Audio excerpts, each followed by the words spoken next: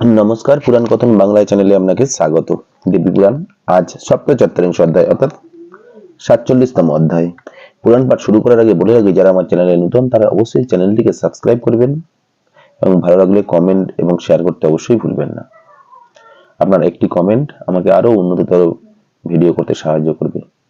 তাহলে চলুন শুরু করা যাক সপ্তচত্বরিংশ অধ্যায় অর্থাৎ 47তম অধ্যায়। ক বর্গ, চ বর্গ, ট বর্গ, ত বর্গ এবং প বর্গ যথাক্রমে মঙ্গল, শুক্র, বুধ, বৃহস্পতি এবং শনির। অকারাদি স্বর সূর্যের, যকারাদি বর্ণ চন্দ্রের। বর্ণ সমুদায় মেষাদি রাশির নবাংশ অনুগত। বর্গ পরিসমাপ্ত হইলে আবার প্রথম বর্গ হইতে আরম্ভ কর্তব্য। অর্থাৎ চন্দ্রবর্গ জ বর্গের পর কি বর্গ একথা জিজ্ঞাসা করিলে তদুত্তরে বলা উচিত ক বর্গ ইত্যাদি। যথাসম্ভব স্বর ব্যঞ্জন সমূহ হইতে উৎপন্ন। ভূ, তত্ত্ব এবং লতা প্রভৃতি শব্দে মিলাইয়া দেখো। ত্রুটি বা স্বল্পকাল, দিন, পক্ষ, মাস, ঋতু, অয়ন এবং বৎসরাদিতে যখনই ধর্মাদি কার্য করিবে তখনই এই রূপে শুভাশুভ সময় পরীক্ষা করিবে। এখানে পিতৃগণ ও গ্রহ প্রভৃতি দেবগণের বিষয় শ্রবণ করো। যাহারা ঋতুগণের পুত্র সেই পিতৃগণ আর্তব নামে অভিহিত। ঋতুগণ পিতামহ, মূলে পাঠ প্রমাদ আছে। 50 সংখ্যক পিতৃপুরুষ ব্রহ্মার পুত্র। তাহারা অগ্নিষ্বাত্য, সৌম্য এবং বহির্সৎ এই 3 ভাগে বিভক্ত। সূর্য, চন্দ্র, মঙ্গল, বুধ, বৃহস্পতি, শুক্র, শনি, রাহু এবং কেতু ইহারাই নবগ্রহ। নবগ্রহই তৈলক্যের শুভাশুভ সূচক। সূর্য এবং চন্দ্র এই 2 মঙ্গল গ্রহ, রাহু ছায়াগ্রহ এবং অবশিষ্ট তারাগ্রহ। চন্দ্র নক্ষত্রাধিপতি আর সূর্য গ্রহরাজ। সূর্য অগ্নি, চন্দ্র জল। সূর্য শিব, চন্দ্র শিবা। মণ্ডল গ্রহ ব্রহ্মা। সূর্য কশ্যপের পুত্র, চন্দ্র ধর্মের পুত্র। 2 তেজস্বী মহাগ্রহ বৃহস্পতি এবং শুক্র, দেবগুরু ও অসুরগুরু।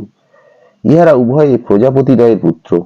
শ্রীমান বুধ চন্দ্রের পুত্র, শনি সূর্যের পুত্র, রাহু সিংহিকাতনয় আর কেতু ব্রহ্মার পুত্র। সূর্য সকল গ্রহের নিম্নে বিচরণ করেন। সূর্যের উপর চন্দ্র, চন্দ্রের উপর নক্ষত্রমণ্ডল, নক্ষত্রমণ্ডলের ঊর্ধ্বে বুধ, বুধের ঊর্ধ্বে শুক্র, শুক্রের ঊর্ধ্বে মঙ্গল, মঙ্গলের ঊর্ধ্বে বৃহস্পতি, তদূর্ধ্বে শনি, শনির ঊর্ধ্বে সপ্তর্ষি মণ্ডল, ঋষিমণ্ডলের ঊর্ধ্বে ধ্রুব। স্বর্গ ধ্রুবের সহিত সম্বন্ধ। রাহু কখনো সূর্যমণ্ডলে কখনো বা চন্দ্রমণ্ডলে থাকেন। কেতু নিত্য সূর্যমণ্ডলে থাকিয়া বিচরণ করেন। সূর্যের বিস্তার 9 সহস্র যোজন। মণ্ডলের বিস্তার সূর্য বিস্তার অপেক্ষা 3 গুণ বেশি। সূর্যের বিস্তার অপেক্ষা চন্দ্রের বিস্তার দ্বিগুণ অধিক। সূর্যমণ্ডল সূর্য অপেক্ষা যেমন ত্রিগুণ অধিক, তদ্রূপ চন্দ্রমণ্ডল চন্দ্র অপেক্ষা ত্রিগুণ বেশি। শুক্র চন্দ্রের 16 ভাগের 1 ভাগ।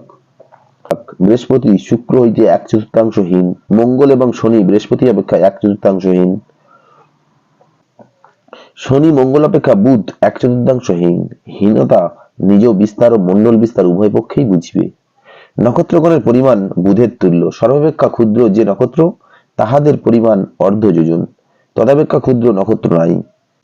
রাহু কখন সূর্যের ন্যায় পরিমাণ সম্পন্ন হয়, কখনো বা চন্দ্র সম পরিমাণ হইয়া থাকে। গ্রহগণের প্রমাণ রাহু হইতেই হয়। কেতুর পরিমাণ স্থৈর্য নাই। ভূলোক, ভূবরলোক এবং স্বর্গলোক ত্রৈলোক্য ভূলোকাদি ত্রয়, আর মহল্লোক, জনলোক, তপলোক এবং সত্যলোক এই সপ্তলোক।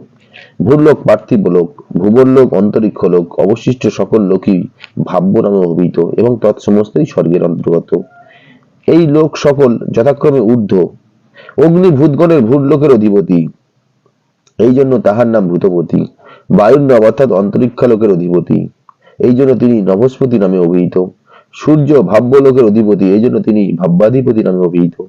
গন্ধর্ব, অপ্সরা এবং রাক্ষসগণ ভূলোকবাসী। অন্তরিক্ষচর কে তাহা শুনো।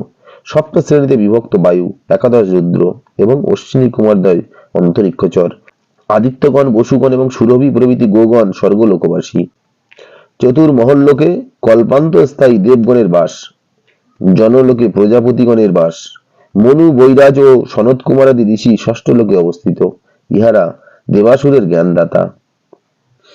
7ম সত্যলোক। সত্যলোকের অধিবাসীগণের পুনর্জন্ম নাই।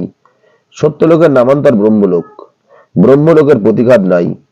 মহিতল হইতে 100 সহস্র যোজন ঊর্ধ্বে সূর্য, তদূর্ধ্ব ধ্রুব পর্যন্ত গ্রহ নক্ষত্র গণ ক্রমে ক্রমে সম বা গুণাদি অন্তরে অবস্থিত।